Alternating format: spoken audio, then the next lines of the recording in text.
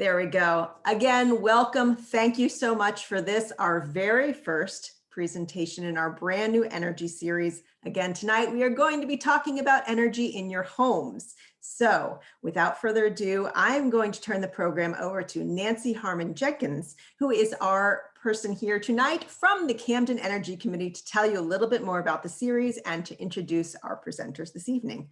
Nancy, thank you so much for joining us. Well, thank you, Julia, and welcome again to all of you for this first conversation about energy, where energy comes from, how we use it, what choices we have, and what it means for global climate change. These conversations, these dialogues, I like to call them, grew out of the town of Camden's Energy and Sustainability Committee. I think that's our actual title. When we realized that a lot of us really aren't totally aware of what our options are as individuals and families, or as a town, as a community, and eventually as a state.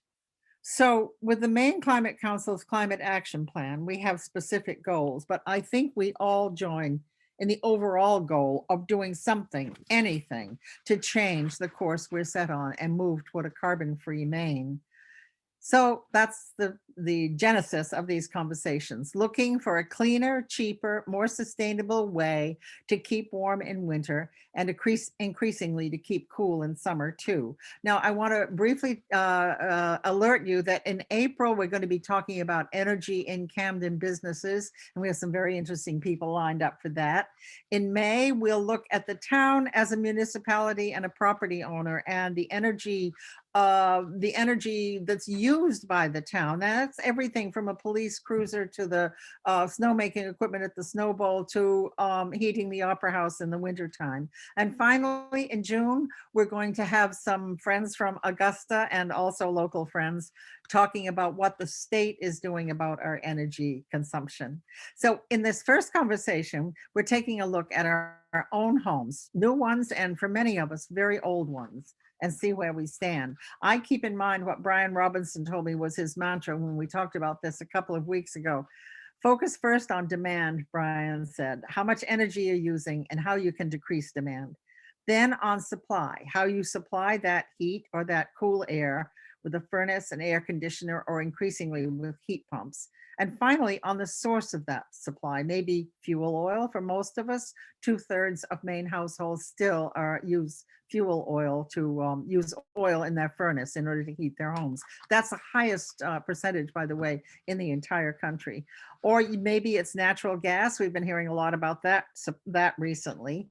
It might be propane, maybe it's the sun, maybe wind, maybe even the strong tides that we have here in the North Atlantic. So that's what we're here to look at: demand, supply, and source. I'll introduce the panelists and then I'm going to let them have their say. Brian Robinson is Vice President of Evergreen Home Performance, which specializes in what my father would have called weatherizing your home, making it energy tight and decreasing that demand. Dana Fischer is with Mitsubishi Electric, which is a network of heat pump installers and distributors in Maine, as well as in New Hampshire. And I note also the governor's goal of 100,000 new heat pumps installed in Maine by 2025. Brandon Mazur of ReVison Energy is a specialist in residential solar design and community solar, which is the latest development on the solar front. And finally, but certainly not least, Sarah Holland, an architect with Holland and Foley, with a long-term focus on sustainable design and energy efficient buildings. So Brian, would you like to take it from there? Absolutely. Thanks so much, Nancy. That was a wonderful introduction. Welcome, everybody. It's great to have you here. It's great to be here with the fellow panelists with whom I've worked professionally with each and every one of them. So that's wonderful. What I'd like to do is, assuming I can go ahead and actually do this, I am going to present and just show you a couple of things and talk a little bit about really the demand side of things, which is where my company, Evergreen Home Performance, focuses on reducing demand, reducing waste, challenge overcome. So again, thanks everyone. Some of you may have heard of Evergreen Home Performance, located in Rockland and also down in Portland, Maine. We're a efficiency company that focuses, as Nancy said, on weatherizing homes and increasingly businesses as well. About 350 projects a year is what we're doing. So as Nancy alluded to, really, when we conceptualize energy usage in our homes, and that's where we're focusing today, you've got demand. Demand is what you've lost and what you need to replace. And that's primarily for us heating. We're in a heating climate, around 7,000 heating degree days, which is kind of a technical way to rate ourselves, but we're pretty north. We're near the ocean and it's pretty windy. So we've got high demand. Another way to think of demand is it's unnecessary waste. It's what we can potentially eliminate, most, if not all of it. Supply is how we add what we've lost. So in your home, the supply, as Nancy again had indicated, it's your heating system, it's your cooling system. It's the way you make your hot water for domestic use, for your showers, and to cold water for water to brush your teeth with, water to wash your laundry, etc. And the last is the source. And that's how you power these things. So I'm a big guy about analogies. So if you think of your house as a boat, if you're going kind of slowly, slower than you choose, you've got some choices. You can give up boating, you turn up your music and complain. Some might say that's ignoring the problem, or you can make changes. You can pull in the anchor. You can scrape off the barnacles to reduce drag. That would be signs of a way to reduce unnecessary waste.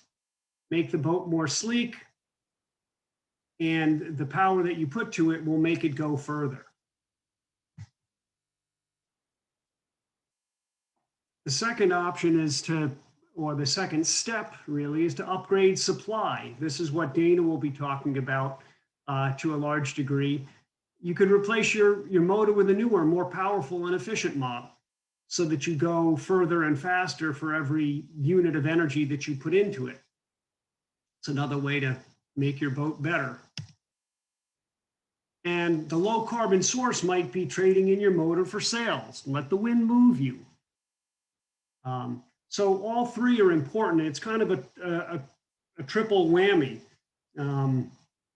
where each of them play a very important role, and none can stand alone without the others. They work in harmony. They don't all have to be done at once, but it is easier. It's great when you can get started and keep moving along. Again, there's good news and bad news. Nearly 2/3 of Maine households use fuel oil, larger than any other state. But that's changing. It used to be 75 or 85%. So we're moving in the right direction away from highly carbonized fuels. And the great news is that in 2019, 80% of Maine's electricity net generation came from renewable energy sources. So as you switch to electric-based heating and cooling, you're greening even just by making that first choice. And so that's wonderful.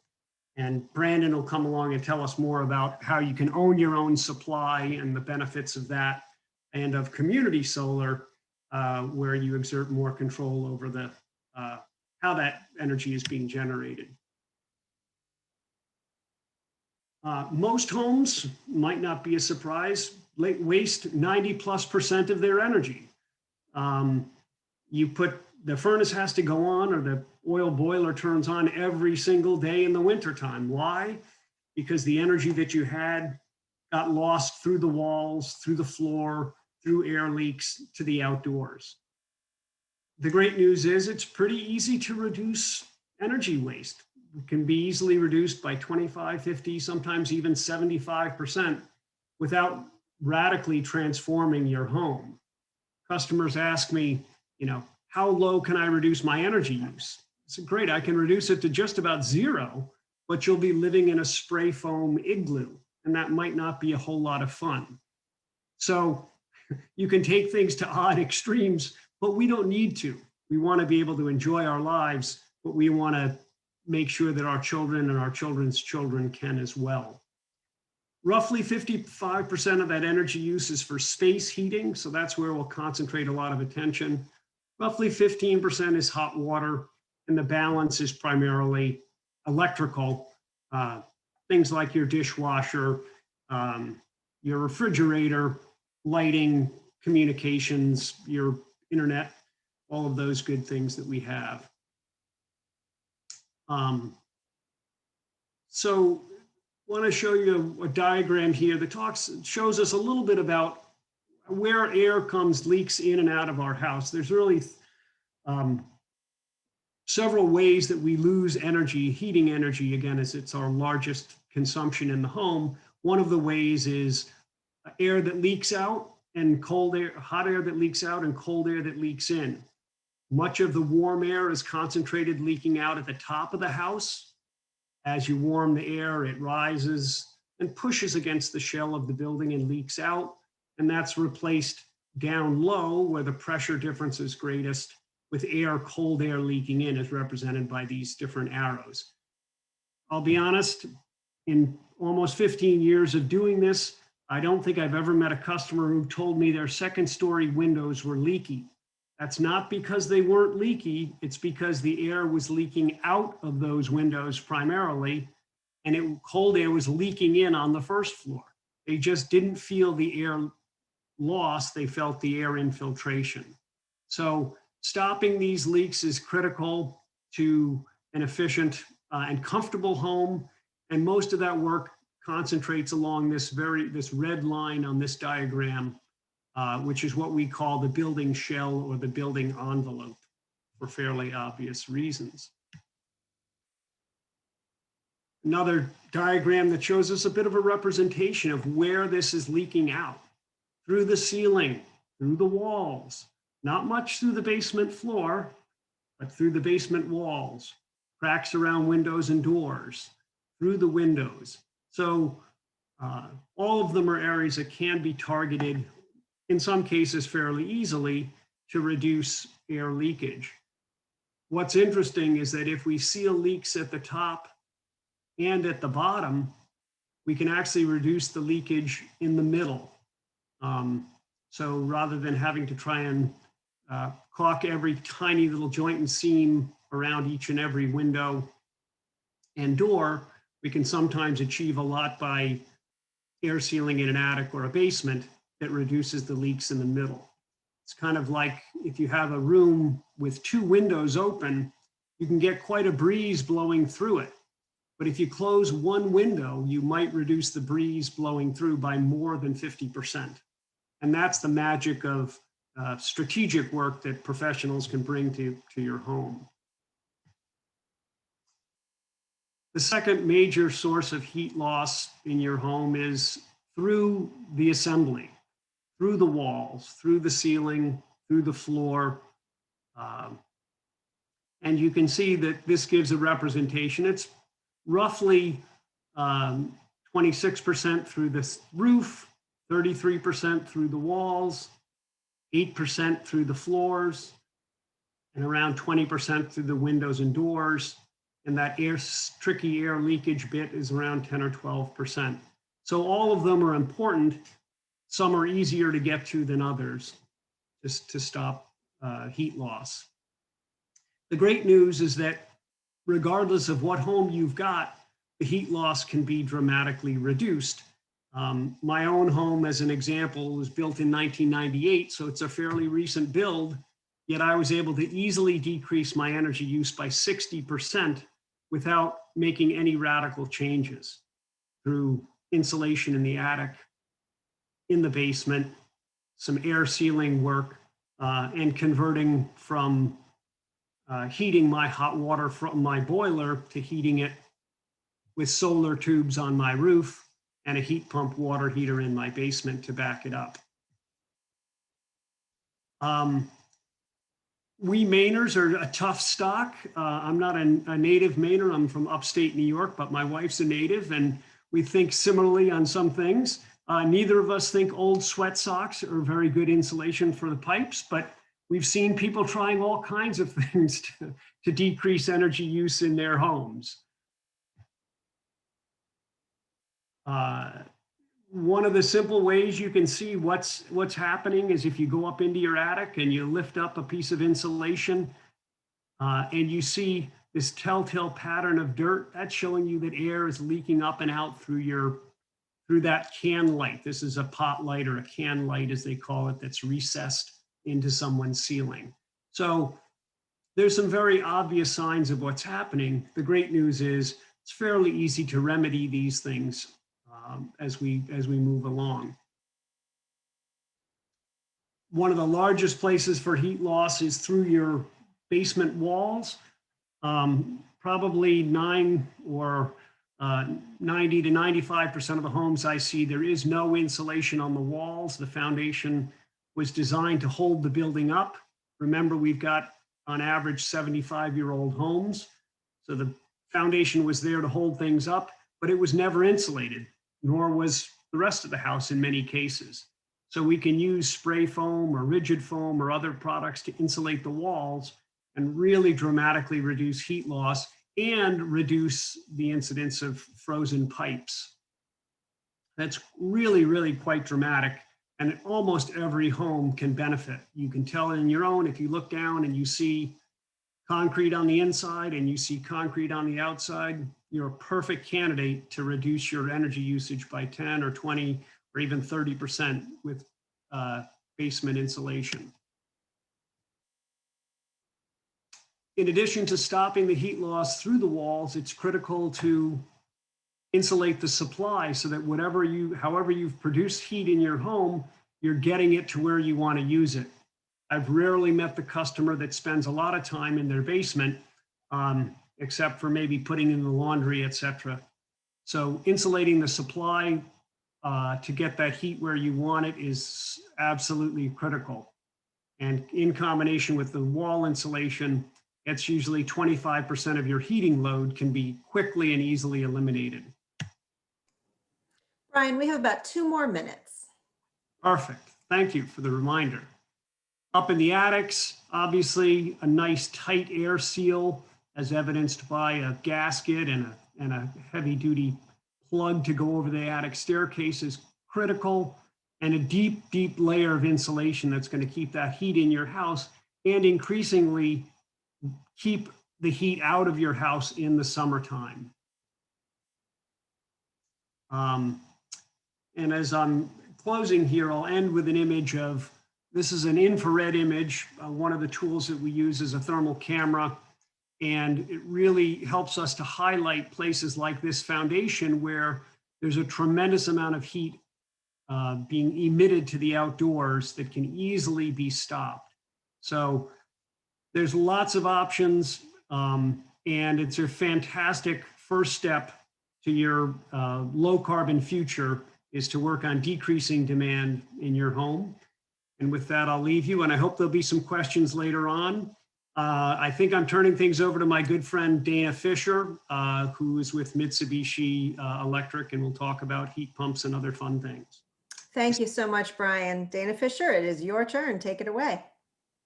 Great, thank you so much, Brian. If you want to just end your screen sharing, I'll pop my slide deck up real quick.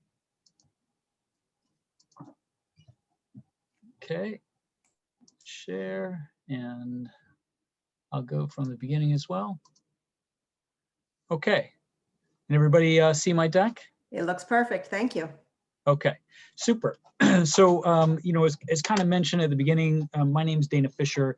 I've been working with Mitsubishi Electric, providing support to the network of heat pump installers and distributors in Maine and New Hampshire for the past 3.5 years.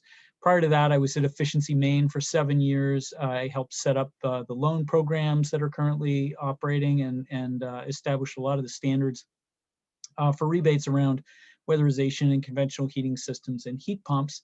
And so, you know, heat pumps have really been a passion of mine for a long time, and I've really identified them as something that, you know, is probably one of the most significant movers of, you know, our state's ability to gain energy, this long sought concept of energy independence.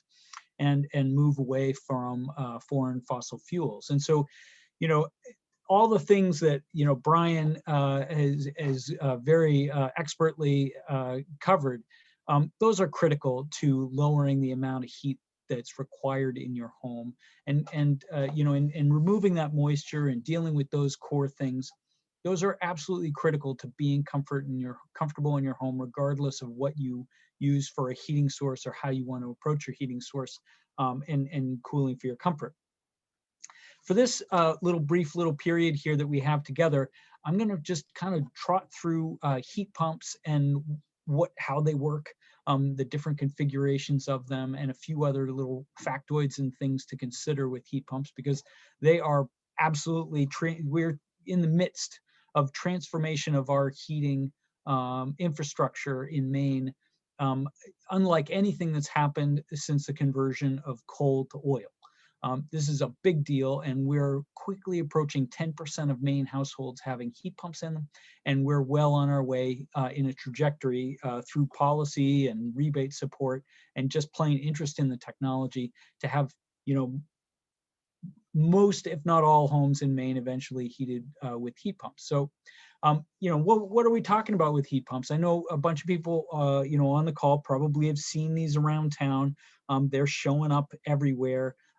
That Mainers, you know, live and work and play, all the way from Kittery, all the way up to Fort Kent. I mean, there are heat pumps all through the county, and they're not installing them for cooling, that is for sure.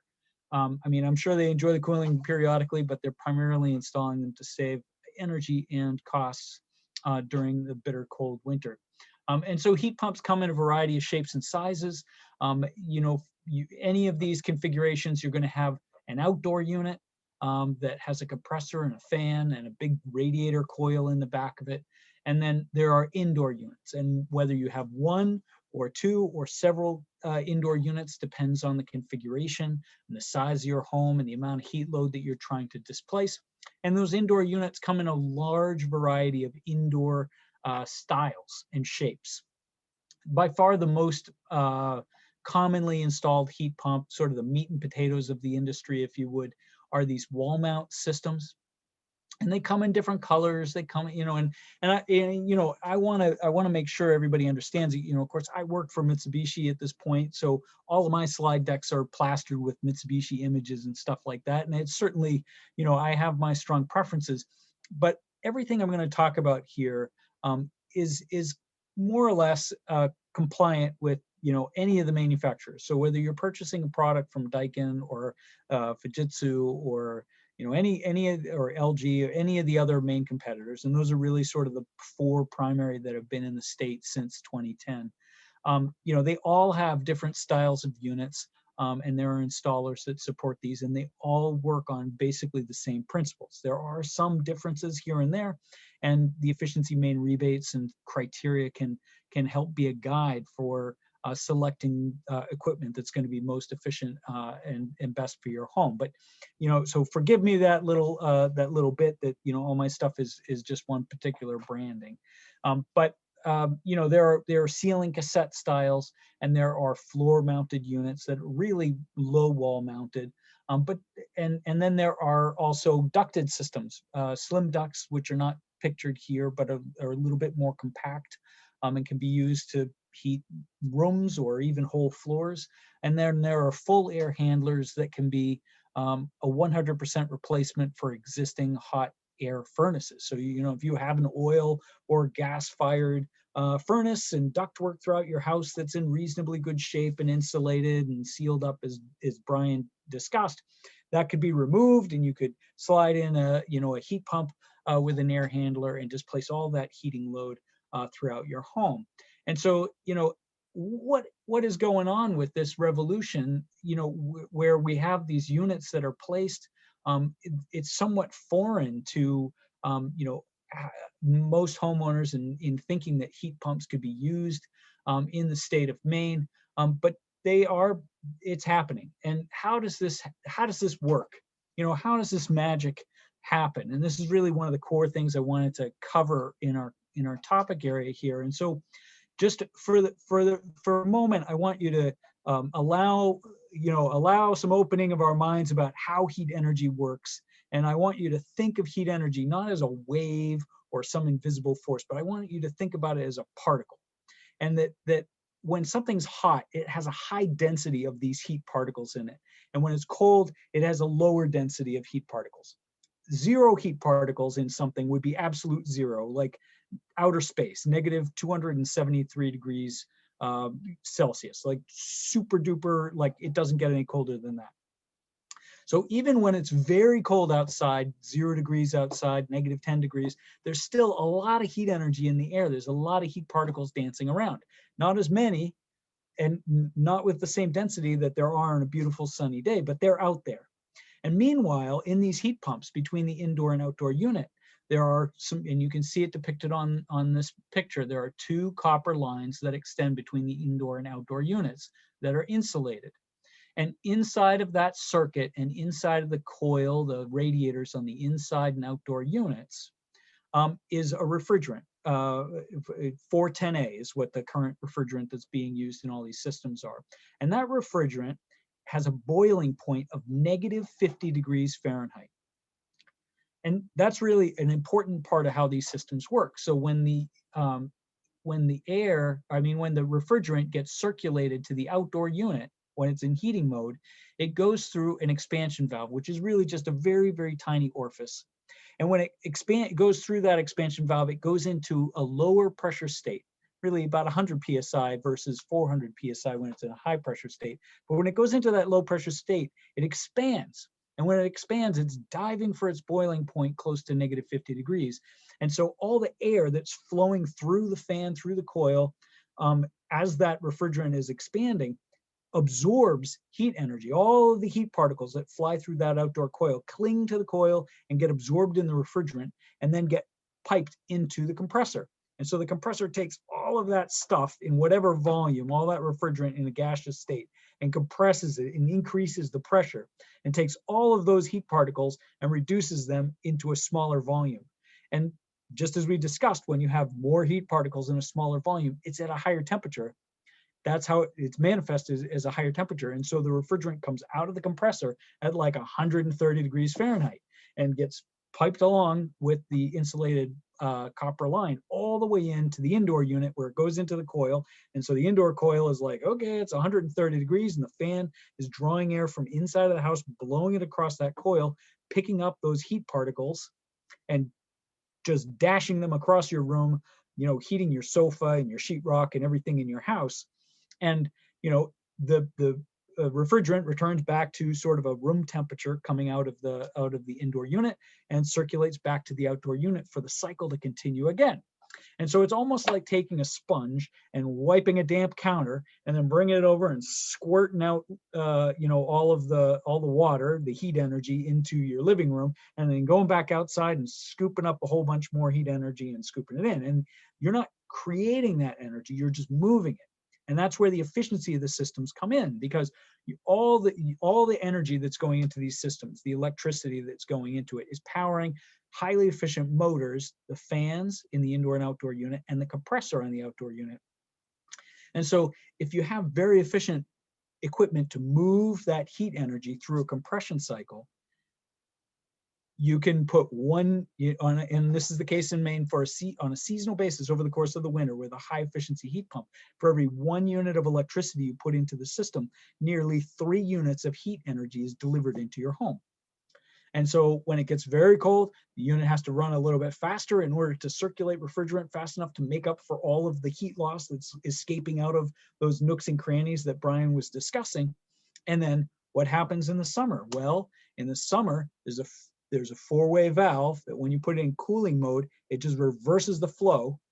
And now instead of extracting heat energy from outside, now that freon is cooling down and removing heat energy from inside of your living room. It gets stuck on the coil and absorbed in the refrigerant and gets thrown outside, and the compressor goes and it heats it up. And so then it goes into the coil outside very, very hot, and it flings all that heat energy out into your backyard to heat up your bushes and anything, and your grass, anything else that's in the backyard. So that's sort of the 40,000 foot view of how heat pumps work.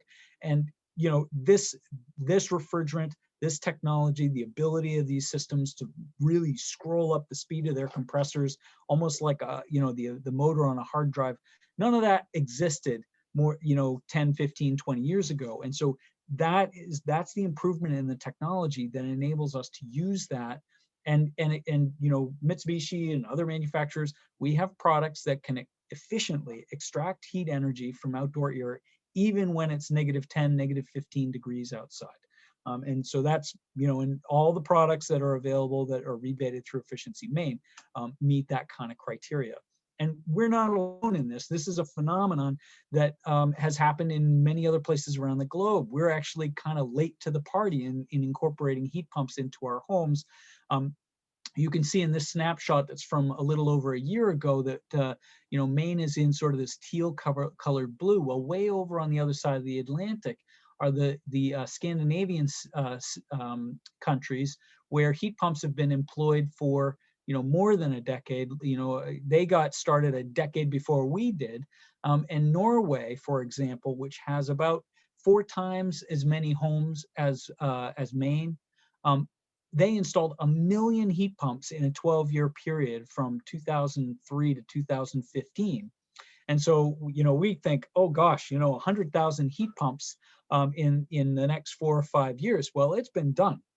It's a big goal. It's something that we can do, and there are contractors all across the state that are working hard to grow their businesses and do best practices to install these systems. And there are contractors right in your community that are installing these systems, and we can make this happen. We can get there. We can transform our heating technology. And so, if I overlay the New England states and our policy, this gold diamond pretty much shows where Maine is currently in our growth pattern along this blue line. And the red line shows the policy that's been put in place by the legislature to achieve 100,000 new heat pumps over the course of 5 years. So, the policy goal is very steep, but here again, it's not completely different from what naturally occurred in Norway with support from their government more than a decade ago. So we're in good hands. So Dana, we've got about 2 minutes left. Great. Thank you so much for the heads up. So I just I wanted to cover that top topic, of that piece. There are many different configurations and sizes of equipment, and they can be set up to provide spot heating and cooling in one part of your home, or you could have multiple outdoor units or a larger multi-zone system, depending on, what your load and cooling and heating load requirements are. And there are contractors, experienced, very capable contractors throughout the state that are able to size these systems and select them and install them in such a way that they will continue to operate for very long periods of time, 15 years plus. And the manufacturers all have good warranties on their equipment and components, and just ensuring that you get a good, reputable installer from the Efficiency Maine website is key to that success. And so, I have a few pictures of different snapshots here. I'd be happy to talk about any of these in the question section. If there's anything that you want to touch on regarding heat pumps, all different kinds of controls and ways to approach this. But again, I just applaud the Camden Library and community and the Energy Committee for bringing this topic up. And I will stop my screen sharing and just allow it for the transition to our next panelist, a good friend from ReVison. ReVison's been around for a long period of time, and it's great to have Brandon on the call to talk about solar electricity. Thank you so much, Dana. Yes, next we're going to hear from Brandon Mazur, who is a solar design expert with ReVison Energy. All right, Brandon, your turn. Thanks, Julia. Thanks, Dana. That was excellent. Let me just pull up my screen here. Here we are. From beginning. Well, thank you all for being here. I really appreciate it. My name is Brandon Mazur with ReVison Energy. I'm a solar design specialist and have been working with ReVison for about 4 years now, and have been greatly enjoying my time meeting with all the good people around Maine who are interested in renewable energy, energy efficiency, and the transition to a sustainable future. When I'm not working, I'm actively in the garden with my kids and out and about in the wonderful world of Maine. That's one of my prized melons, which I'm very proud of. But I'm very excited about where we are right now. I think we're basically in that bottom left picture. I think we're right now in the sunrise. And I think that we have a bright future ahead of us if we pick the sustainable path. And I think that, whether it's starting a seed or whether it's putting in a solar system, every little bit helps. Or if it's stopping the air leaks in your home, every bit helps. And I think that's where we are right now. I think there's a bright future ahead of us. And I look forward to it. At ReVison Energy, I'm one of 250 plus employee owners. These are my cohorts, my colleagues, a bunch of hardworking people that are problem solvers. The fact that we're an employee-owned company is fantastic. That business model really does bring out the best in people, and it really does bring forth great quality with all of our installs, from solar to heat pumps. Our mission with ReVison Energy is to accelerate and lead the transition to a clean, renewable energy economy in northern New England. One rooftop at a time. We have a long way to go, but it's just the beginning, like I said. As has been mentioned already, in Maine, we have the highest per capita fossil fuel consumption in northern New England. So mainly it's because we're using heating oil for not only heat, but also for hot water. And as Dana eloquently put forth, heat pumps do work and they're incredibly efficient. And being able to transition to these efficient heat pump solutions that run electrically and to have a renewable energy that can provide that energy really makes quite a bit of sense. Not only environmentally does it make sense, but it makes sense financially. It really is a win-win, and it keeps money local. And that's what we need to do, is create local living economies. This is, our goal is 100% solar household. Affordable technology replaces fossil fuels. That's our goal, and we can get there bit by bit. Solar panels on the roof, heat pump inside, heat pump hot water heater for your hot water needs. And of course, EVs are now on the scene, and that's an exciting potentials there as well. We are a Mitsubishi heat pump installer. I do want to mention that we have a great team of thermal technicians, and they do wonderful work, go above and beyond industry standards with all their installs. I help people size systems to their needs too. Not only do I help people size solar systems to their needs in space, I help size heat pumps and heat pump hot water heaters. And just to give you an idea of what these are capable of, I've had a 15,000 BTU unit installed in our home 2 years ago, and I had here a heat pump hot water heater installed in our home 2 years ago. And each year, I'm offsetting 500 gallons of oil a year.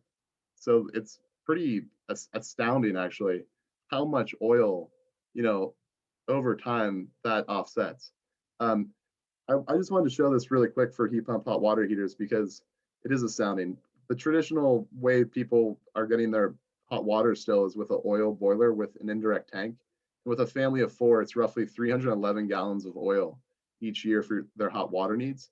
With a update to a heat pump hot water heater, it's basically 1,650 kilowatt hours, which is fairly meager.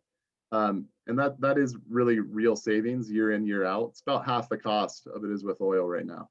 Of course, we bring up these efficient ways to heat your hot water and heat your home because when you electrify, you can then have solar panels, solar system, basically produce that renewable energy that you need, not only for your everyday electric use, but for your heating and your hot water. The system has even more compelling savings long-term. This is our crew on the rooftop. We do rooftop arrays, but we also do ground mount arrays. What's really exciting about ground mount arrays is that they're basically comparable in price to rooftops or very close. So if you don't have a perfect roof, sometimes people have space in the backyard or the field that has a better orientation and sun access. So that's always nice to come on site and see what and evaluate what space is best suited for your needs. We made an investment years ago in a earth screw technology, and this has really been one of the reasons why I said, ground mount arrays are almost comparable to rooftop arrays now, is this is a big labor saver. And not only that, it really creates a structurally sound connection into the earth, where we can then have our solar crews come and connect the solar ground mount and then the array. So this was a fantastic technology that we invested in years ago. So when I come on site, I bring my little fancy dancy sun eye device, which is very helpful. And what it does basically is it allows me to gain sun ax measurements from your roof or field. And what it has is a 360-degree camera that can basically show what shade is present. Here, it basically maps the sun throughout the year with the AM in the left, PM in the right. And what it helps us understand is how the shade can affect your site. So here it's pretty great. We just had one little conifer in November and December at 10 a.m. producing a little bit of shade on this roof. Overall, it's 96% sun access. So from this data, we can really size the system accordingly and size it to your needs. In Maine, this is just an example of what I provide people with in terms of renderings. After a site evaluation, we not only can give you a proposal showing you the costs and the savings that it will put forth in the decades to come, because these systems are reliable and robust 25 plus years, which is unbelievable. But we also provide a rendering, which is nice because it gives people a sense of the aesthetic. Quick, people I think understand how solar panels work, but essentially it's the sun hits the solar photovoltaic cell, it energizes the electrons, it creates DC electricity that then runs into the inverter. The inverter then changes it to AC energy, alternating current, which is what your appliances use.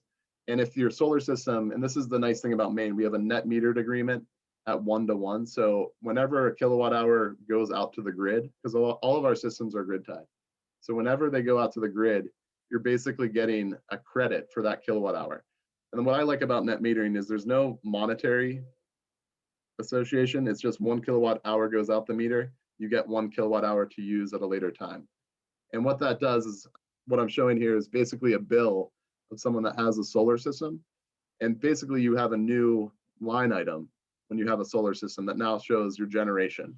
Not just you get a bill that just shows usage, but now you're actually producing. You're a producer, not just a consumer, and you're putting on energy back onto the grid, which is a wonderful thing. Like having little renewable energy pockets, the more of these we have throughout our grid, the more resilient our grid is, the more it levels out high demand periods when we turn into vacation land. So it is actually like a win-win-win for everyone. And when you're not using your energy, truth be told, that energy will follow the path of least resistance and most likely go to your neighbor's needs right down the road.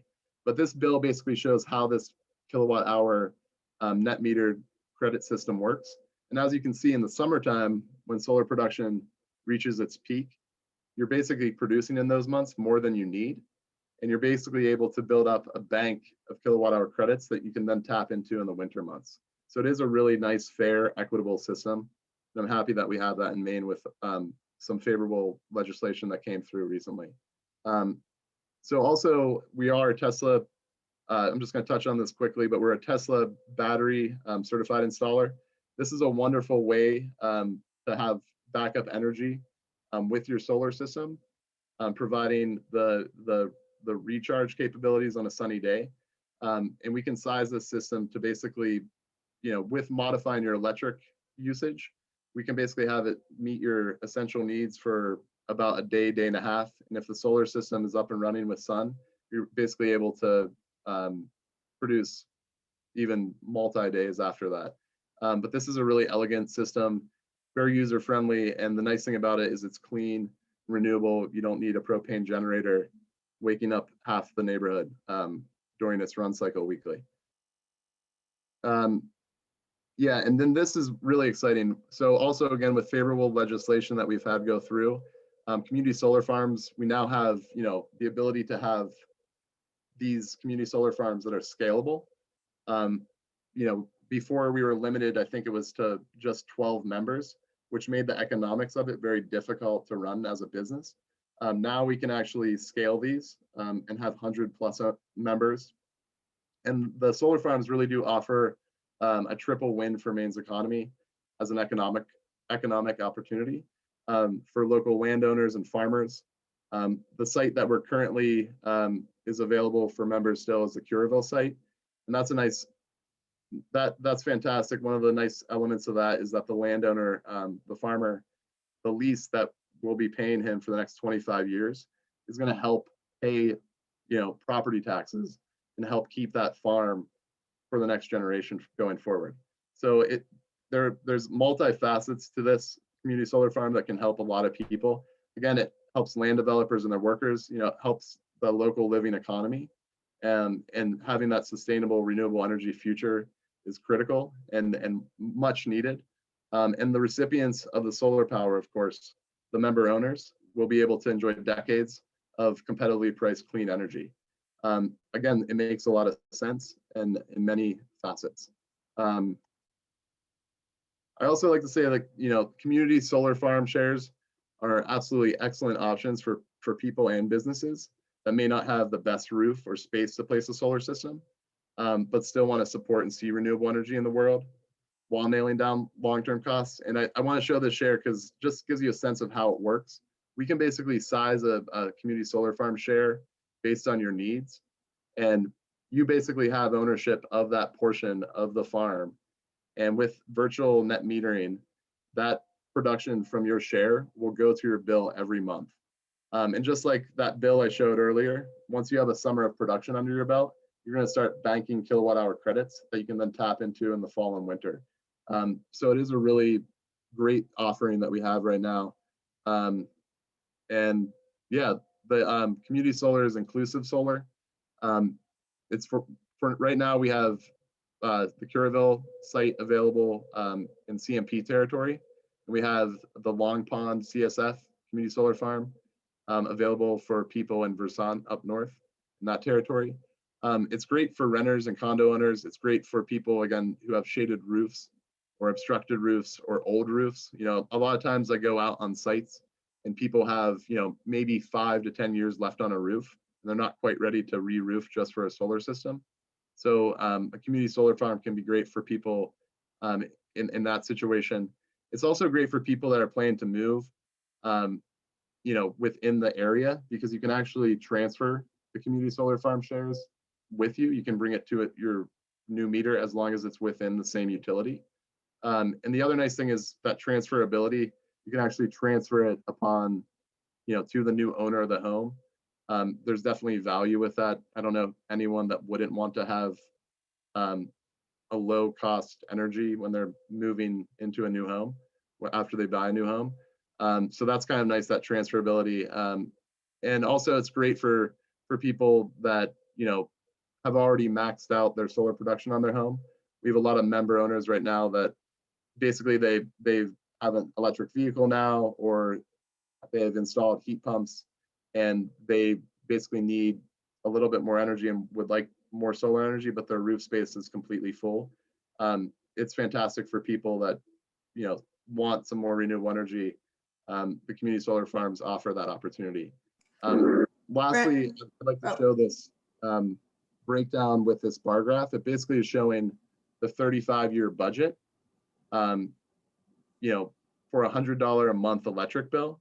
And this is kind of interesting because basically what this is showing is with that $100 a month electric bill, the bar graph on the left is just your status quo electric, just pay the utility, $100.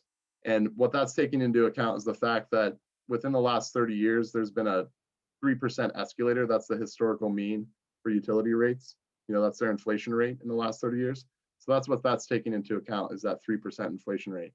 The next bar graph is basically showing what a lot of you probably get in the mail recently, maybe every other week, is a solar farm subscription, which is a great option.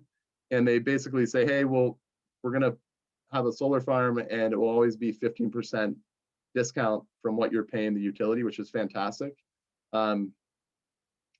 However, that also is based on what the utility rate is.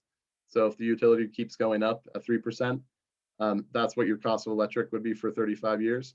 And then the next bar graph is basically just showing utility cost if there is no inflation, if it just stays the same cost for 35 years, which is fairly unlikely. The last two really show the great savings and the compelling savings that a solar farm share can provide with that membership ownership model. These are great options. The one is showing what it would be with a financed. If you went with our finance, we have a Vermont credit union that offers financing. And then the last one is if you're able to invest with cash, a cash price. It really does allow you to nail down long-term costs while bringing forth renewable energy for the many decades to come. And it's a really good model, and we're happy to finally be able to scale it in Maine and be able to offer affordable, competitively priced community solar farm shares to the people in the community. So we're always happy to answer further questions at ReVison Energy, and also set up a site visit or virtual site visit or phone call. You know, it's great to hear people's questions, and I always appreciate meeting with people. But this is just the last slide showing, you know, community solar farms with owning solar. Anyone in Maine can join, yes. Upfront investment, it's a purchase and there is financing, like I said. You would take the tax credit. That's the other nice thing about our membership with our member ownership model, is you're able to take advantage of the 26% federal renewable tax credit, just like you can with a solar system on your roof or a ground mount. The federal renewable tax credit was basically in the last stimulus bill, they kept it at 26% for this year. It was slotted to go down to 22%. So they reinstated it at 26% for 2021 and 2022. So that's quite nice. The other nice thing about the community solar farm is there's really no price fluctuation. You're locked in. The portability, like I mentioned, you can transfer it upon resale to another owner of the house, which definitely should add value to a home. The maintenance, we're taking care of that throughout the course of the system. So 25 plus years. It's built by a Maine company, employee-owned company. Customer support's always there. We have great, excellent service. And it really does provide a way to nail down long-term costs while bringing forth the renewable future that we need. So yeah, always happy to answer questions for people once we have the Q&A. And then lastly, this is a picture of the Curaveau Community Solar Farm. We still have shares available in this farm.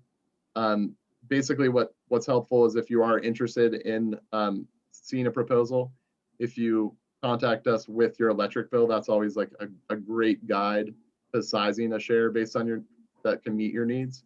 But this basically, all the three pictures were from last week. Taken last week, we finished installing all the solar panels on site. We're now actively doing all the DC wiring, and we're working with the inverters. And that middle picture is our inverter tent, which basically kept the crew, you know, nice and warm during the windstorm, and allows us to stay, you know, keep the weather out. We might need Brian to help us air seal some of that, but it's it's allowing us to keep progress going forward. But we're very excited about this opportunity now with community solar farm shares. Brandon, we do have to wrap up and move on. That's it. Perfect. I know that there's a lot of questions about community solar, so we'll come back to that. Thank you so much. Thanks, Julia. Thank you. All right, next we're going to hear from Sarah Holland, who is again an architect with Holland and Foley. So Brandon can stop his screen share for a moment, and we'll get all geared up with Sarah. So up at the top of your screen, there should be a little red button that says stop Perfect. Share. Thanks, Julia. Thank you again, Brandon. Thank you. All right, Sarah, you can unmute, and it is your turn to go now. Okay, we'll see if we can get this show on the road here. Looks good. Okay. We'll hit our play button when you're ready. And it sometimes dances ahead of me, but. So I'm Sarah Holland, and my partner David Foley and I have an architecture firm called Holland and Foley. And we specialize in energy efficient, environmentally friendly construction. We do both commercial and homes, but I'm going to focus this presentation on homes. We do new construction which is focused on zero net energy ready, depending on whether you're ready to put the solar panels on that Brandon just talked about. We also do a lot of renovation work with our existing housing stock here in Maine and throughout New England. And we do it on many different levels, from modest retrofits all the way up to zero net energy, deep energy retrofits, and positive net energy. This house on the upper right is in Lexington, Massachusetts. It actually produces more energy than it consumes. The house just below that is right here in Union. The yellow house on the left is right here in Camden on Norfolk Street. And they all use very little energy, or like I said, zero net energy, or net positive. You might be familiar with this home, which is right here in Camden on Washington Street. It's a house I built several years ago, and it uses 30% of the energy that a code house would have used at the time. Fortunately, code has caught up with us now, and code is actually pretty good. But back when I did this house, this was a challenge. And some of you may drive by it every day. We also realize not everybody can afford a custom designed home. So we came up with 24 or more little compact home designs. We call these small planet homes, and they're pre-designed homes that range from 336 square feet for the tiniest one up to 1,986 square feet for the largest one, and everything in between. We have some duplexes, we have some wheelchair accessible models. We tried to come up with every scenario we could think of. So this is an option for people, and they're all designed to be solar ready, zero net energy ready. You can see they've got the sloping roof, and they're a good option for somebody who can't afford a custom home. Okay, we've often asked what our approach is. You often hear people talking about passive house or LEED for homes, or all these different criteria, goals you can have. And we've settled in on this approach called Pretty Good House. This came about from a discussion group we attend in Portland. It was a discussion group of building professionals and designers. And we were talking about all these different standards and how confusing it is, and how far can we go, and how can clients afford to go so far. So we scratched our heads and said, well, what if you just did something that was like pretty darn good? What could you do with the things you can get at our local lumberyard, that you don't have to import fancy European windows, that you don't have to import something from across the country, but that could still get you 90% there to what you could achieve with passive house. And out of these discussions and this concept, this idea of Pretty Good House grew into an actual thing, which you can now Google and find out about. So it's become an actual sort of a movement, if you will. And you can go to their website, prettygoodhouse.org, and find out more about what the principles are and how you get there. And that's a good segue to my resources page, which I normally put at the end, but I'm afraid I'll run out of time. So I moved it to this, and I'm going to linger here so you can all take notes.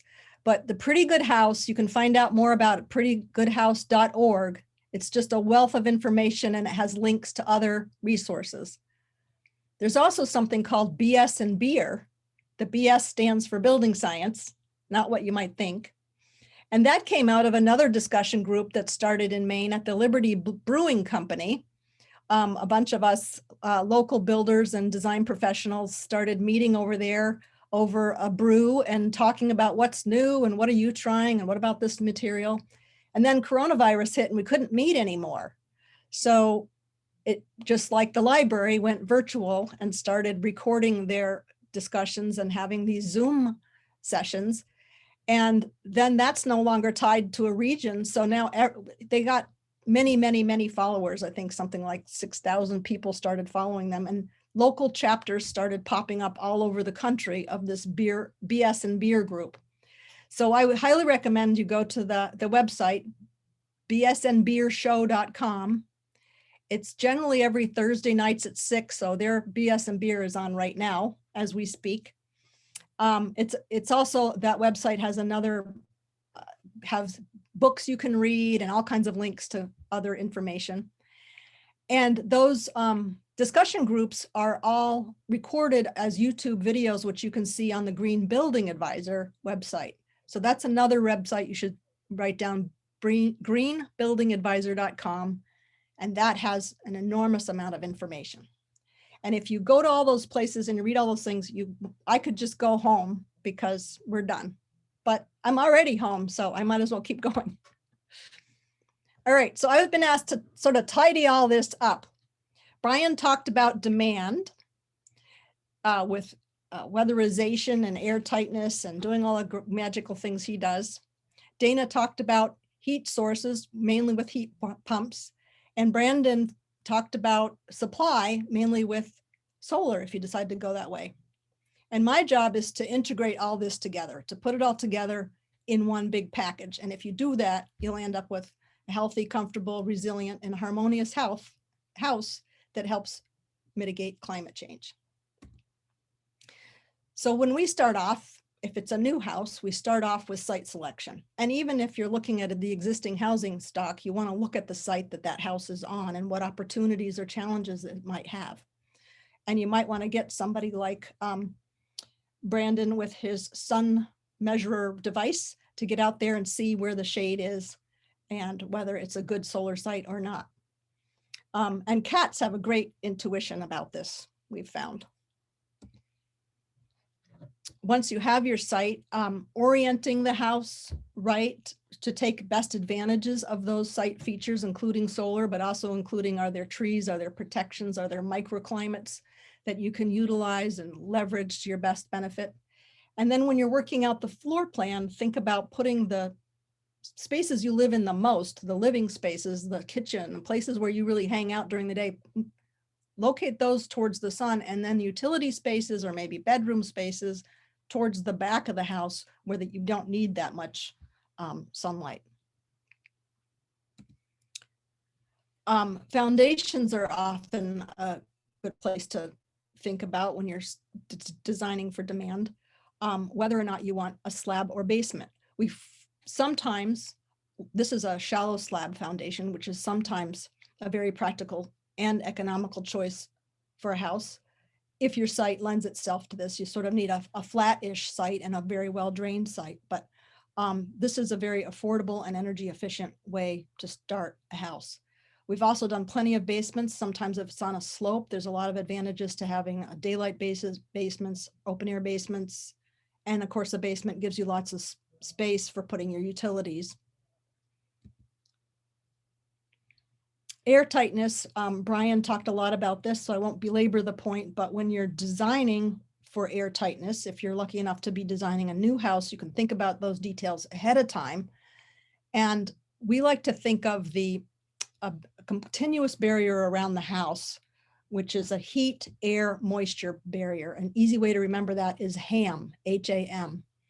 And the simpler the form is, the easier it is to keep the integrity of that HAM layer around the house, around the walls, the roof, the ceiling. In this middle photograph here, this green layer is zip system that's actually secured to the bottom side of some trusses and sealed and taped. So that creates our air moisture barrier to the attic. And we never penetrate that. We don't put wiring in it. We don't put ductwork up in it. We try not to have any holes or gaps in it at all. It is verboten to touch that on my construction sites. Oops. And you can see here, this is a box for recessed lights. The recessed lights, the LED lights are so razor thin, you don't even need a can for them anymore. The whole light fixture will fit in about 1.5 inches space. So we don't need to violate that air barrier anymore. And when you build tight, you need to ventilate right. That's not even an option anymore. We prefer these heat recovery ventilation systems. There's lots of different manufacturers. But you do need a place for it. So again, in planning and integrating all these ideas, you need to think about, okay, where is that air handler going to go? You don't want it up above your insulation. You don't want to, again, you don't want to violate your HAM barrier. So often these end up in a closet, in a utility room that's either in the basement or in the attic if the attic is conditioned space. And you need to think about, it has air outlets and air inlets. So you need to think about where those are on your house. Are they going to end up on your front porch, or are they going to end up on the back or the side? Because they do have a certain look to them. I won't say they're ugly because I don't want to insult Dana, but they're not the most gorgeous things. So you want to think about how they look and also how they function and where they're going to be and how that all knits together. We also use, in addition to the HRVs, we highly recommend spot ventilation at bathrooms and at kitchens and anywhere else where you might have a high moisture load or particular problem with odors, like studios or closets. Insulation. Again, Brian talked a lot about the importance of insulation. You can see here in this photo, we like to use cellulose insulation. And if you're going to plan for that, you need to have a wall system that can accommodate the insulation that you want to use. We do a lot of double stud walls. There's different ways to do that. This is one of the ways we've done on our own office. Oh, come on. Again, up here, you can see that continuous Advantech sealed air barrier that's just up above this space where the wiring and all the lighting can go without violating that. And again, as Brian said, the most important places are the roof and the basement for air leakage and for insulation. So we like to think of it as boots and hats. You know, when you're outside and you're cold, if you put a hat on, you really increase your comfort a lot and your boots. If you're outside and you have the warmest coat in the world, but if you don't have a hat and boots on, you're still going to get pretty cold. We pay a lot of attention to windows. These are fiberglass frames we frequently use. We frequently do triple glazing. That's much more affordable now and much more available.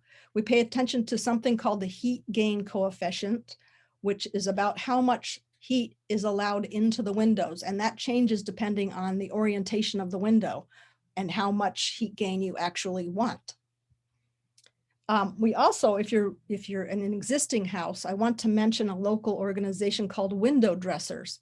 You can do a lot to save energy without buying brand new fancy fiberglass windows. This company will come and they'll work with you. They'll measure your windows and they'll do these fabulous window inserts, custom made for your window. It's a group of volunteers that work around here. You can volunteer for them. They're just an awesome resource for our neck of the woods. We also pay attention to water use. If you use a lot of hot water, obviously you're using more energy. And even that goes for even the toilet. If you might think, oh, but that's cold water, it doesn't matter. But if you're flushing that toilet a lot, you're using your pump, and the pump in a house is often the biggest energy draw in a house next to your refrigerator. So washing machines, low flow shower heads, low flow toilets, and paying attention to even how you landscape and the need for water in your gardens. Sarah, we've got about 2 more minutes. Oh gosh, okay. And we also pay attention to appliances. You can go to the Energy Star website and they have good advice about appliances. We're really pushing these induction range cooktops, which is a great and efficient way to cook. It has all the control of a gas range, but it's very energy efficient and ensures good indoor air quality. There's no reason not to use LED lighting anymore. They're so available. Every single color, shape, size is available out there. And again, the ultra thin recessed lights are an excellent way for renovations or new construction. You have to think about all these things that depending on what your heat source is, they all have architectural implications, what they look like, where you're going to put them on the wall, where you're going to put them outside. This here is called a line set. and it goes around the building and through the building. So you also have to think of it almost like a duct, like how are you going to get from point A to point B? If the head is on one side of the room, but the outside unit is on the other side of the room, how do you get those things to meet up? So we create chases, we create places for duct work, so we're not violating that heat, air, moisture barrier.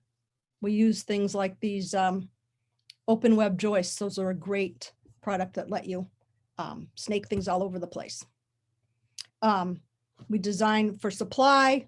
We think about the roof form, the slope, what material is on the roof, how is it best suited to accommodate that, or if you're going to have ground mounted, or if you're going to have batteries, maybe you're going to be off the grid, and batteries are a whole thing. You have to think about where are those going to be. They need ventilation, they need a certain amount of space. So all of these things have physical, material implications in your house, and you need to think and plan for them ahead of time. And you might be still using fossil fuel for a while. Maybe you don't go to a heat pump water heater. Maybe you keep your gas water heater for a little while, or you're cooking with gas still. So you do have to think about clearances for things, chimneys. Where does the chimney go? Does it go out the wall? Again, you don't want this going out the wall right next to your front door, both for looks and for health. So if you've done all those things that we talked about today, you can just say no to all these problems: energy wasting, sick buildings, high maintenance, unused, unaffordable spaces, whatever this is, and ice dams. Say no to all that and say yes to being home on a healthy planet. And with that, I will leave it over to questions. All right, so we're going to take a couple minutes now for the panelists to sort of address each other. So Sarah, if you could kindly hit your red button that says stop screen share, please. And all the panelists are welcome to unmute yourselves. And if anyone wants to jump in with questions, while the panelists are speaking, I invite the audience to go ahead and start typing some questions into the chat box. I know we have some already. And after our panelists are done discussing with one another, we'll jump into those questions from the audience. Would any of the panelists like to begin? Let's see. I have a question for Brian. Oops. Yeah, no, you're on. Go ahead, Sarah. Okay, Brian. Go ahead, Sarah. I was surprised you didn't talk about diagnostics and blower door tests, because I know that's one of the services that you offer, and we often insist on blower door tests for our projects. Can you talk a little bit about diagnostics? Sure. So Sarah's referring to the way that we test how much air is leaking in and out of the house, and then also determining where is the air leaking in and out of the house. I didn't get too technical earlier, but we've got lots of fancy equipment, much like Brandon does, thermal imagers and blower doors, so that we can quantify things for new construction. I've actually been in a couple of those houses that Sarah showed, helping there, but also with existing housing stock, so that we can predict a bit about what kind of savings and comfort improvements you might experience, and also document them for things like efficiency Maine rebates that I didn't mention, that can be as much as $4,000 or $5,000 in total if you're doing some renovations to your home that include things that Evergreen might do and things that ReVison might do with Mitsubishi heat pumps and the like. Does that help a bit? Thank you. Thank you. Do any of the other panelists have questions for other panelists? If not, I can go ahead and jump into some of these questions we're getting, because we are getting quite a few. Let me scroll back up to the top here. Okay, so let's go with, can anyone explain how the Belfast solar farm will work? This is a question from Judy. I can touch on that. So there's a lot of solar farms since the favorable legislation came through, which is fantastic. We need solar farms to quickly get the grid with more renewable energy. However, yeah, there's a lot of out-of-state outfits, and the Belfast one that's not our solar farm. I know that that was the one that was recently in the paper. That one, it seemed like they basically did not, we've been going through all of the necessary steps with the utility. You basically have to make sure that there's substation capacity, that they can handle the backfeed from the solar site. And it sounded like that one had not gone through that proper protocols, and that the utility had trouble, basically said, hey, we don't really have the substation capacity that we need. And that's a big problem, is Maine has some of the worst substation infrastructure in the country. So hopefully that will be addressed at some point, because that will allow us to decentralize and have a much more microgrid future, which would be much more efficient than running lines, 5 states across. So yeah, the Belfast one, I'm not really certain how it's working or who that's going to. It might be a subscription model, but that's not ours. Ours is the Cureville site. And currently we're working on the Long Pond site up at the MDI landfill for San. All right, thank you so much, Brandon. Yeah. Also, while you were talking earlier during your presentation, we did have a comment come in where someone was asking about rare earth minerals consumption in solar panels. And we did have Brian, who I just wanted to read this aloud because, for the people in the recording who would be listening to this. Brian mentioned Evergreen HP uses no rare earth minerals, mostly cellulose, some borates, and then he says, think 20 mule team borax, etc. Did you have any comments about the rare earth mineral usage? It's mainly, silicon wafers and, some silver. I'm not really certain if there's too much rare earth minerals in the solar panels. I'm sure there is, just like in our computers there are, and chips and a lot of things, but yeah, it's mainly silicon. Okay. And silver. Okay, Yeah. that's helpful. Thank you. Kay mentions that there is also a subscription model for community solar that doesn't require upfront investment. And I know. Yeah, that's right. So that's one of the options.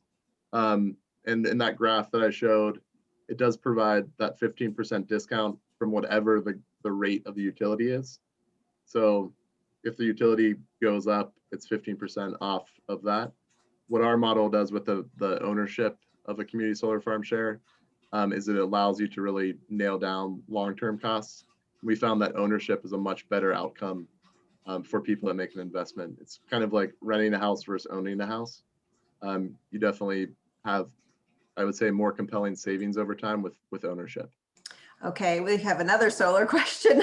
They seem to be a lot of solar questions. So Richard asks, how soon will perovskite, and I apologize if I'm not saying that right, perovskite solar cells be a competitive technology, competitive commercial technology?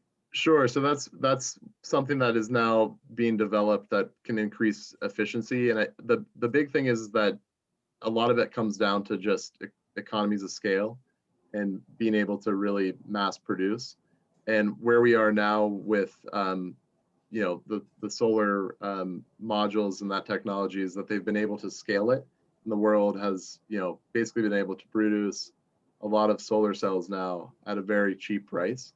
And that has basically allowed, solar energy right now worldwide is one of the cheapest forms of electricity out there. The International Energy Agency just came out with that last month saying, hey, solar is the cheapest. So, sometimes it's fantastic that there's always going to be new developments. But I don't think it's, a lot of people sometimes hesitate to wait for the next best thing, but the price per watt is incredibly competitive now. And it makes a lot of sense to get started earlier than later. Okay, we have another solar question. This one's from Charlie. It says, what is the average cost of a solar panel installation on a roof to the average payback? Sure, yeah. So I'd say if you have, say, an average use, say 6,000 kilowatt hours, would be, near a 5 kW, 6 kW solar system. And that would be, somewhere in between 15 to 20,000, depending upon your electrical configuration and the conduit runs. It's definitely a little bit specific to site, but with the 26% tax credit, that really is quite nice. If you have tax liability, you can put that against. That's a tax credit in the year the system's installed. So that's a pretty big incentive. It's that 26% tax credit, and that's in place now and for next year as well. Okay, Corliss asks, I have heard a rumor that the new no-cost community solar farms may plan to sell out in a couple of years, and that would end the 15% discounts. Do you know anything about that, if that's true? Yeah, I might have to get back to that one. Our model, we don't offer the subscription model. But I think that may have to do with the substation capacity. I think that we really do need to, I think throughout this whole country, we need to start investing in infrastructure. It's fairly depleted and, degrading right in front of our eyes. So hopefully that will come around at some point. I know that there's a lot of talk about an infrastructure program, and hopefully that will be rolled out soon in the next few years, because we're in dire need of it everywhere. And it's a great way to get the economy up and running again. Okay, we have a non-solar question, and this one is from Liz. So if any of the other panelists want to jump in here, if they have an answer, she asks, who in Camden/Lincolnville area does window inserts? So Sarah, I think you mentioned an organization. The organization I mentioned was Window Dressers, and I see that further down the chat group that they are, of course, paused because of COVID, so they couldn't get together for their workshops. But also, there is somebody else locally. Can I jump in, Sarah? Yeah, help? Sure. Eric Evans, yes. I think, is doing them. Yeah, and he's local. He's right here in Camden, so it's uber local. He's building them currently. He does them, fit to order, for each size window that you've got. And I actually posted his phone number in the chat, so okay, good. That there. I can also repeat it, but I need to scroll back to where I wrote it down because I don't have my phone open right now. Oh, I can see it now. Yeah. Yeah. So 207-706-6913, and he'd probably prefer you call during business hours, as it's a side business, an on or career, I believe they call them. Yeah. Okay. Thank you so much, guys. And yes, we will be trying to say some of the things in the chat out loud. So for our viewers who are watching the recording. Sean says, thanks to everyone. And what is the path forward for a DIY installation of a heat pump? If I install one, do I not get a warranty or the rebates? Yet they are sold everywhere, and it is not too difficult for a competent DIY person. Do any of you have some thoughts on that? Yeah, I definitely want to chime in on that. I know that, I've always done all my own work around the house on a great number of things, whether it's electrical or plumbing. And I know that there are a lot of Mainers out there that are extremely capable of following instructions and are mechanically handy. But heat pumps is a category that I do not recommend anybody install for themselves. And that's for a number of good reasons. One is you don't get any warranty unless it's installed by a licensed installer. You don't get any rebate from Efficiency Maine unless it's installed by a registered vendor. So those are sort of like, those big items. But, a proper installation that's going to allow equipment to operate properly over a long period of time requires thorough purging of the system and removal of all microscopic moisture using digital gauges, nitrogen out of a tank, and a rather expensive vacuum pump, and practice and making the connections on the line sets in and outside of the house is critical to ensuring that no refrigerant escapes. And the refrigerant, and this kind of, I responded to one of these questions on here. The refrigerant is for the life of the system. It doesn't get consumed, and ideally it doesn't escape.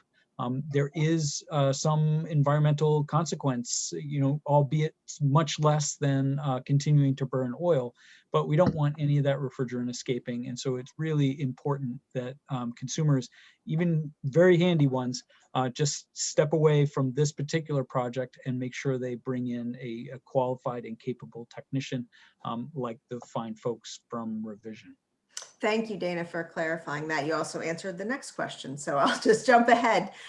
So Barbara asked a question, and I think it just had to do with the statistic that she might have heard, got a little bit confused by. She says, am I understanding correctly that electricity in Maine is 80% produced by renewables? If so, this is great news. What are these renewables? Is that an accurate statement, or was there just some aspect that was... Yeah, Brandon may have some insight on this as well, but it's true. The only state that has a cleaner electric grid for what's produced within the state, or what is the source of electricity for the state, is Vermont, which gets pretty much 100% of their electricity either from solar or hydro from Canada. The primary sources of renewable energy in Maine include a fair amount of wind. We actually have more wind power than any other state in New England going on right now. A small amount in growing solar, municipal waste that's burned at a couple of plants around the state also contributes to renewable energy. And then we have a small amount of hydro. Canada has a tremendous amount of hydro. We have a small amount, and that all contributes to it. But the amount of renewables is continuing to grow in Maine. And of course, if you want to be 100% renewable, then you can take advantage of some of these different programs or opportunities, like the homegrown solar farms, or putting solar on your home. Just great opportunities. I'm just a big fan of the community farms and solar in general. Thank you so much for that clarification. I appreciate that. So Nancy mentions, again, jumping back to the Belfast solar farm, she asks, so does it mean that it's not going to be operational because of the explanation that Brandon provided? And then Kay mentions the Belfast solar farm is developed by Sunrays in Portsmouth. It is slated to produce energy within a few weeks. The interconnection issues will not stop it. Laura asks, who does energy audits / blower door tests / heat loss, etc. diagnostics that are independent of the actual remediation work to become more energy efficient? So I guess I could field that. During sort of the energy crisis, the most recent one, when oil went to about $4 a gallon, there were hundreds and hundreds of people that went into energy auditing throughout the state. Many of those independent energy auditors have gone out of existence as a business, as it was a difficult business model. So there are still a few people around, and you can search for them on the Efficiency Maine website and look for a registered vendor that does what they call the energy assessment and audit feature exclusively.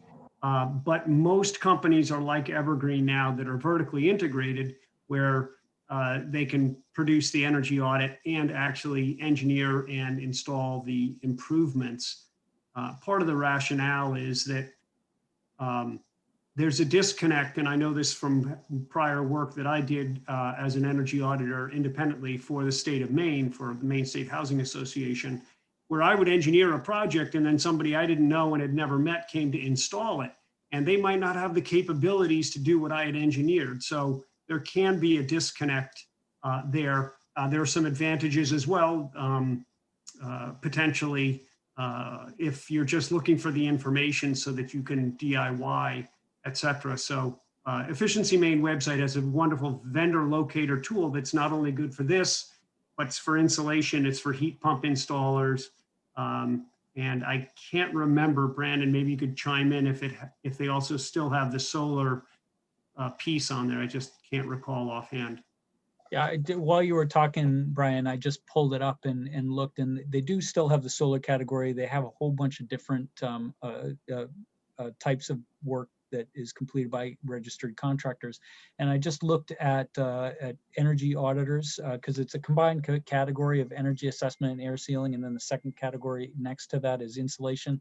And it turns out that of the 55 firms that offer energy assessment, all of them also offer insulation services. And I don't know if some of them sub it out or not, but there were in the past a handful of independents, but just as Brian depicted, that really the model didn't work out. And just generally, if you find somebody that you trust to go through your home and find all your insulation issues, you can get different quotes or different views on it. But generally, that's just a good way to go. And whether you're talking about Evergreen or a lot of the other installers that are in the area, they're into it. They're good quality folks in the state. Thank you. I'm going to ask one last question because we are now over our 90-minute time limit. I do, by the way, want to encourage folks. I apologize if we weren't able to get to your questions. There's so many that have come in.